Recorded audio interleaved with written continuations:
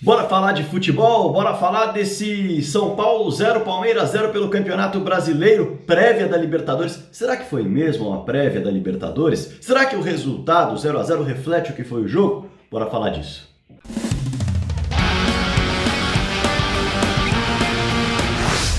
Bora falar de futebol? Inscreva-se no canal do Fragoso, ative o sininho aqui embaixo. Aliás, as inscrições crescendo muito, a audiência crescendo muito, eu sempre fico muito contente quando a galera curte o conteúdo. Por falar em curtir, inscreva-se, ative o sininho, deixa o seu like já que é fundamental para o vídeo ganhar mais visibilidade, mais ranqueamento no YouTube. E claro, depois de assistir ao vídeo eu vou ficar muito contente se você deixar um comentário aqui embaixo com uma crítica construtiva, com um elogio, com uma ideia, com qualquer coisa. Até debata com a galera que está comentando aqui embaixo, que é uma galera muito legal, tá bom? De alto nível.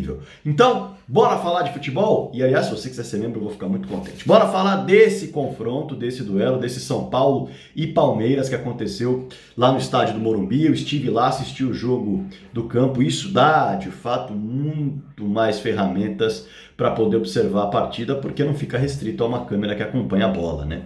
Mas eu acho que esse jogo, respondendo as perguntas, na verdade eu vou responder as perguntas que eu fiz lá no começo, no final. As perguntas sobre se isso é uma prévia da Libertadores e se o resultado foi justo. Vamos falar um pouco do que foi o jogo. Aliás, eu até esperei um pouquinho para soltar essa análise, porque ontem todo mundo estava querendo falar de arbitragem para cá, arbitragem para lá. Eu achei que não valia a pena falar de futebol.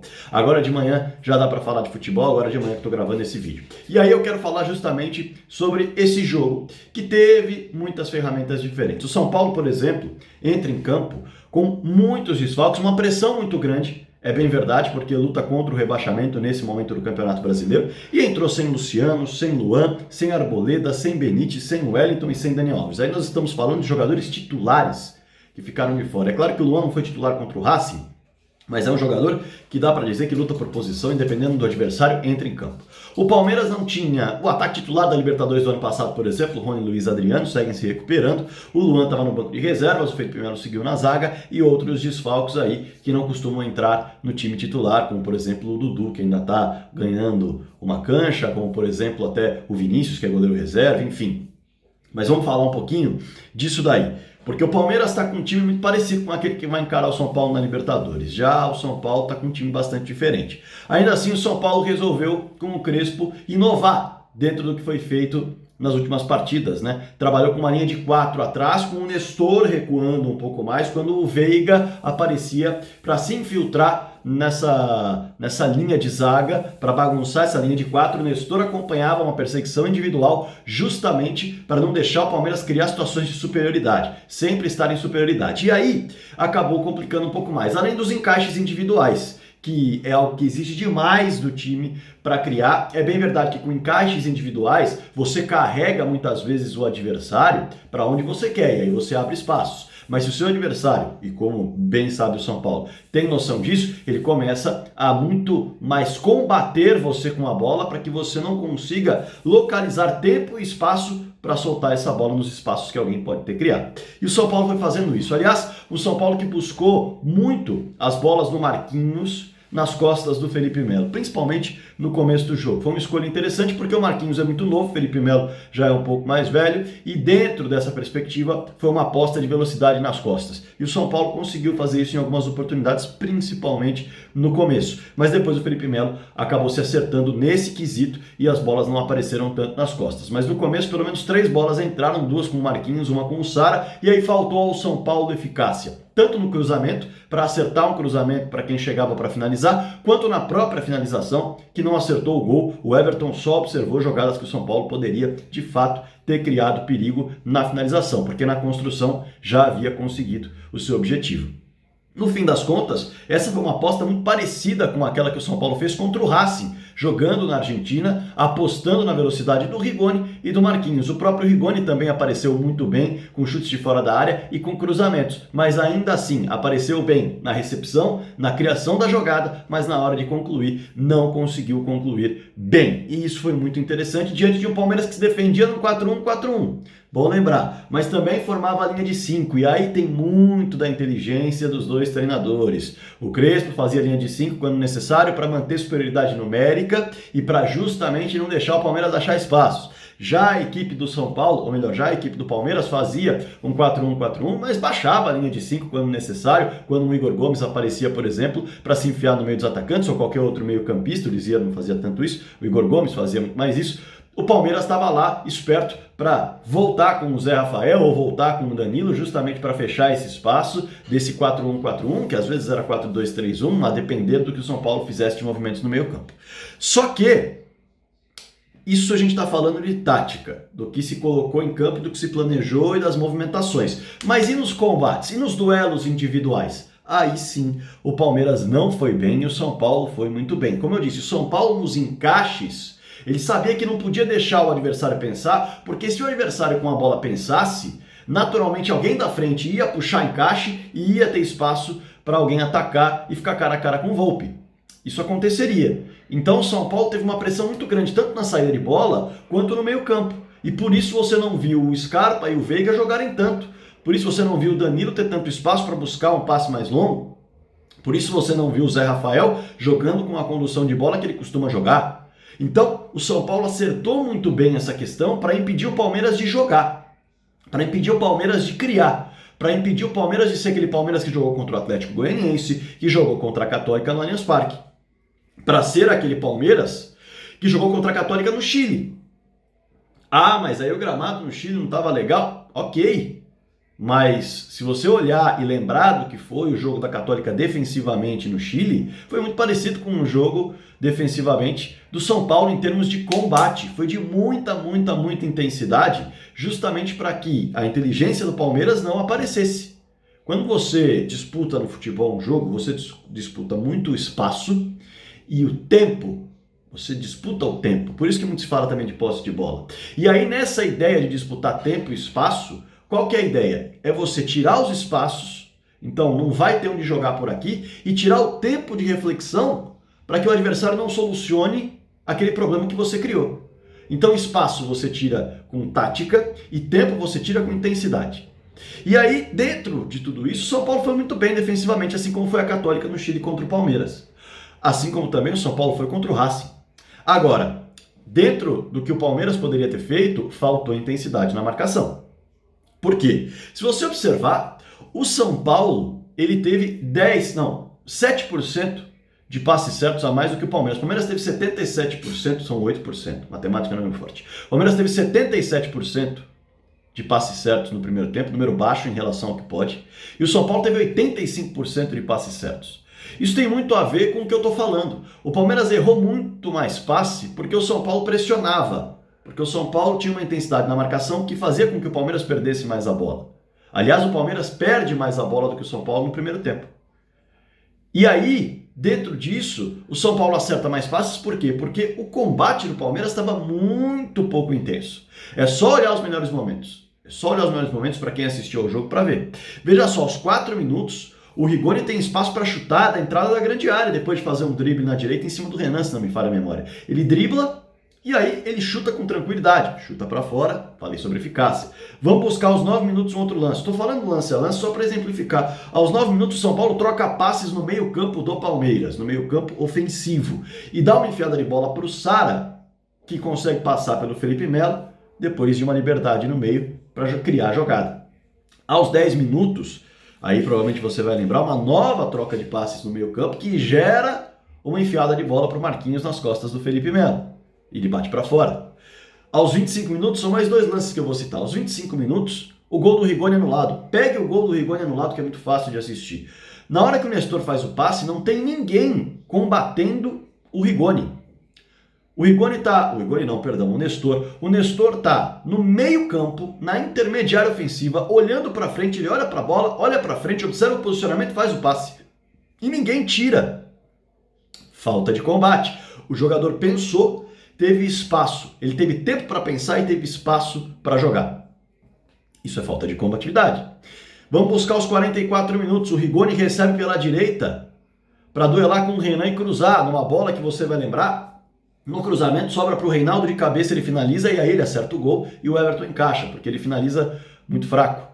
Nessa jogada, o Rigoni recebe com tranquilidade, tem tempo para pensar no que vai fazer, no drible que vai tomar, que vai fazer, dribla e consegue cruzamento, mas ele recebe já com espaço. O Renan vai marcando apenas cercando, ele não vai para o combate. E isso, claro, foi trabalhando na lateral. No meio campo isso aconteceu com muita frequência, só cercando, só observando, dando tempo e dando espaço. E aí o São Paulo teve mais volume, muito mais volume, só que não teve tantas finalizações quanto poderia, com a criação que teve, e principalmente a eficácia foi para o espaço. Mas e o Palmeiras nessa história? O Palmeiras nessa história teve ali basicamente 5 minutos no primeiro tempo, onde conseguiu concluir as suas jogadas. Basicamente foi isso. Porque o time errou muitos passes, como eu já disse, por pressão do São Paulo na saída de bola e no meio campo. O Daverson sendo acionado a todo momento para ganhar aquela bola de cabeça, em algumas ele ganhou sim, né? Aquela bola do ataque direto, que o lançamento vai para o atacante para passar as linhas de pressão do adversário por cima, pelo alto, já que ninguém pode voar. Então você joga a bola por cima das linhas do adversário e tenta já pegar essa bola no campo de ataque. O Palmeiras em 2018 do Felipão fazia muito isso. E aí, nessa bola você tem que ganhar a segunda bola. O Daverson tem que desviar, mas você tem que estar pronto para atacar. Como fez, por exemplo, no gol do Breno Lopes, numa jogada no Allianz Parque, o Daverson, recentemente, o Daverson dá uma cabeçada, o Rafael Veiga domina, solta para o Breno Lopes e ele bate de direita cruzado e faz um belo gol. Agora não está me vindo na cabeça o jogo, mas você que é palmeirense vai lembrar. E aí, dentro disso, o Palmeiras não ganhava essa segunda bola. O Palmeiras não ganhava essa segunda bola do Daverson, muito por conta da combatividade. Perdia essa segunda bola. No fim das contas, veja só, o Palmeiras que teve ali esses 5 minutos, teve o Daverson chutando uma bola sozinho no meio de 3 jogadores do São Paulo de cobertura de longe para cima do Volpi. Foi uma jogada absolutamente individual e sem opções de passe. Não houve uma construção, não houve um trabalho. Isso foi com 10 minutos de jogo. Depois o Wesley, aí sim o Palmeiras criando, pega uma bola pela esquerda, solta para o Zé Rafael dentro da grande área, que consegue o drible, cruza, o Daverson não consegue dominar, ela sobra para o próprio Wesley finalizar e o Volpi pegar numa jogada aí sim que o Palmeiras construiu com a bola no chão. E aí, por fim, isso foi aos 11 minutos, aos 14 minutos, a última jogada do Palmeiras no primeiro tempo, de fato com algum perigo. Aí sim uma jogada combinada, tabela, que o Palmeiras tanto gosta de fazer, aquela dobradinha pela direita, dobradinha pela esquerda, o Veiga com o Marcos Rocha, o Scarpa com o Wesley. No fim das contas, essa jogada saiu uma vez só pela esquerda, com o Scarpa e o Wesley, como eu disse. Os dois tabelaram, cruzamento veio do Scarpa para o Daverson, mas nesse cruzamento para o Daverson, o zagueiro do São Paulo, se não me falha a memória, foi o Miranda, faz o corte antes da finalização ali na pequena área. E foi isso, foi isso. Poucos jogadores do Palmeiras conseguiram espaço e tempo para criar e para atacar, por isso o Palmeiras não conseguiu jogar. Não finalizou de longe, não conseguiu colocar a bola na área, poucos dribles, o São Paulo driblou muito mais do que o Palmeiras no primeiro tempo, isso também é importante destacar, mais ou menos como foi contra a Católica lá no Chile. E aí vem o segundo tempo, e no segundo tempo a intensidade costuma cair, isso é padrão, quando você coloca uma intensidade muito grande, ela costuma cair, e a intensidade do São Paulo caiu, e aí o Palmeiras conseguiu equilibrar um pouco mais o jogo, e dá para perceber isso tranquilamente, assistindo ao jogo, na prática, tomando uma cerveja, tomando um refrigerante, você já percebe que o Palmeiras conseguiu equilibrar, e dá para perceber isso também nos números. Veja só, São Paulo já não trocava passes tão rapidamente, o Palmeiras já tinha um equilíbrio maior de encaixe, e aí, olha só, um time que entrou um pouco mais combativo já mexeu um pouco nesse sistema. Por quê? O São Paulo caiu um pouco de intensidade, o combate do Palmeiras aumenta, os números se equivalem um pouco mais. Tudo muda em relação ao primeiro tempo. A porcentagem de passes do São Paulo no segundo tempo foi de 79%. No primeiro tempo foi de 85%. Veja como caiu. Agora a do Palmeiras, que era de 77%, subiu para 82%. Veja só como subiu. São Paulo perdeu basicamente 6% de acerto de passes. Isso é bastante. O Palmeiras, 77, foi para 82, ganhou 5%. Equilibrou. Vamos buscar um outro número que mostra esse equilíbrio do segundo tempo e por isso poucas oportunidades. O Palmeiras, na verdade o São Paulo, havia finalizado 5 vezes as suas jogadas. Finalizado, eu digo, chutado ou para fora ou no gol. 5 vezes no primeiro tempo. No segundo tempo, só 2 vezes conseguiu fazer isso. Vamos colocar o Palmeiras nessa conta? O Palmeiras que no primeiro tempo ele finalizou 4 vezes as suas jogadas. No segundo tempo finalizou 3. Ele manteve. Ele igualou na pegada para diminuir aquilo que o São Paulo tinha. Por isso o São Paulo acerta menos passes. Por isso o São Paulo finaliza menos. Mais do que isso, o Palmeiras melhorou a sua posse de bola. Parou de perder tanto a bola. Os dois perderam praticamente o mesmo número de bolas no segundo tempo. O que isso gera? Isso gera também Basicamente o impacto na posse de bola. Veja só, no primeiro tempo, São Paulo teve 59% de posse de bola contra 41% do Palmeiras. E no segundo tempo, São Paulo teve 47% de posse de bola e o Palmeiras 53%. Veja como mudou o cenário absolutamente tudo. E no fim das contas o jogo ficou amarrado, muito por conta disso. O São Paulo tentou ali 2 chutes de longa distância, de fato, não conseguiu entrar na área mais do Palmeiras e teve a bola cruzada na área, que gerou o gol anulado. E eu não vou entrar no mérito de foi bem anulado, foi mal anulado. Todo mundo já viu tudo isso já em 200 mil canais no YouTube, na televisão, no Twitter, nas redes sociais, e aqui é bora falar de futebol. Então é o seguinte, eu falei muito desse jogo. O Palmeiras, o que o Palmeiras teve? O Palmeiras teve lançamento para o Breno Lopes e, aliás, bom destacar, as alterações dos 2 técnicos não desamarraram o jogo, tá? As alterações não desamarraram o jogo. A gente pode citar aqui as alterações do Verón entrando no lugar do Scarpa, do Breno Lopes entrando no lugar do Wesley, isso não desamarrou o jogo. O Rojas entrando no lugar do Marquinhos, não desamarrou o jogo. O William e Patrick de Paula entrando nos lugares de Danilo e Daverson. O Thales entrando no lugar do Nestor. O Veiga também saindo do time, enfim. Não houve uma questão de desamarrar. O Vitor Luiz entrou no lugar do Veiga. Não houve uma desamarra do jogo. Por isso, o São Paulo, que estava com mais volume, chutou 2 bolas de fora da área e teve um cruzamento com o gol anulado. E o Palmeiras teve o Breno Lopes recebendo no ataque direto, numa falha da zaga do São Paulo que deixou a bola passar cara a cara com o Volpi, ele perde o gol, e também numa jogada individual de contra-ataque, o Verón dispara e serve o Breno Lopes à esquerda, o Breno Lopes finaliza, mas ele acaba batendo para fora. Isso foi o que os times conseguiram criar no segundo tempo, num jogo muito amarrado, quando o Palmeiras equilibrou as ações, fato que não aconteceu no primeiro tempo. Conclusões aí para responder as perguntas que eu coloquei, tá? É o seguinte, é uma prévia da Libertadores esse confronto? Não vamos falar antes do resultado? O resultado foi justo? Foi. O resultado foi justo, tá? Os 2 times, o São Paulo, ele poderia ter vencido o jogo por ter conseguido mais volume no primeiro tempo? Poderia. Mas seria injusto dizer que merecia, porque quando pôde finalizar, não finalizou bem. Então, o demérito do São Paulo está aí. O Palmeiras poderia ter vencido o jogo? Não, porque o Palmeiras criou muito pouco e quando criou, finalizou mal. Ou o Volpi conseguiu buscar na finalização do Wesley, por exemplo, uma finalização um pouco mais difícil, na cobertura do Daverson. Aí sim o Volpi buscou, o mérito do Volpi está lá para isso. Interferência da arbitragem, o pênalti. O pênalti, tudo mais. A arbitragem, VAR, olharam, não foi marcado o pênalti. Olha lá para a questão do gol. Teve a influência, impedimento marcado, ponto final. Então, resultado sim, foi justo. Isso significa que os 2 times atuaram bem? Não. Isso significa que o São Paulo teve mais volume e precisa aprimorar a finalização. Isso significa que, depois de toda a análise que eu fiz, o Palmeiras teve muita dificuldade para jogar e precisa melhorar e buscar soluções para acelerar o jogo. Porque se você tem que achar o seu espaço em pouco tempo, você precisa acelerar a dinâmica do seu jogo. E o Palmeiras não conseguiu acelerar a dinâmica do jogo para sair da intensidade da marcação do São Paulo. Só conseguiu, de fato, equilibrar as ações do São Paulo quando a intensidade do tricolor caiu um pouco e aí a marcação conseguiu travar um pouco mais do que o São Paulo fez no primeiro tempo, a marcação travou no segundo tempo. É uma prévia da Libertadores? A segunda pergunta que eu fiz. Não é na minha visão. Não é. Principalmente porque um jogo eliminatório gera um ambiente diferente, gera um mental diferente nos 2 times. Há um compromisso de uma segunda partida, então há um estudo maior, se corre menos riscos no primeiro jogo, então isso já muda bastante o cenário, e dependendo do que acontecer no primeiro jogo, o cenário do segundo jogo é totalmente diferente, nada a ver com o jogo de Brasileirão, e ainda haverá uma série de mudanças, pelo menos no São Paulo, o que muda o confronto. São Paulo deve ter o Luciano de volta, deve ter o Luan de volta, deve ter o Arboleda de volta, o Benítez e o Wellington com certeza estarão à disposição, Daniel Alves não se sabe, acho que não, depende muito da seleção olímpica, mas ele pode aparecer no confronto no segundo jogo, por exemplo, enfim. Muitas mudanças podem e devem acontecer no São Paulo.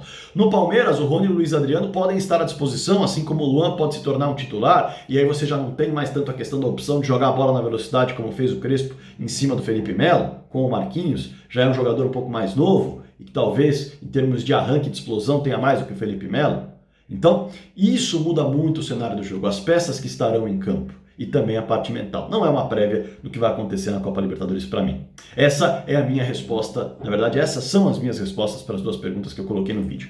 Deixa seu comentário aqui embaixo, hein? Eu quero seu comentário aqui embaixo, quero seu like também. Se você quiser se inscrever no canal, pelo amor de Deus, se inscreva, hein? Por favor, inscreva-se, ative o sininho aqui embaixo também. E se você quiser ser membro, eu vou ficar muito contente, beleza? Bora falar de futebol.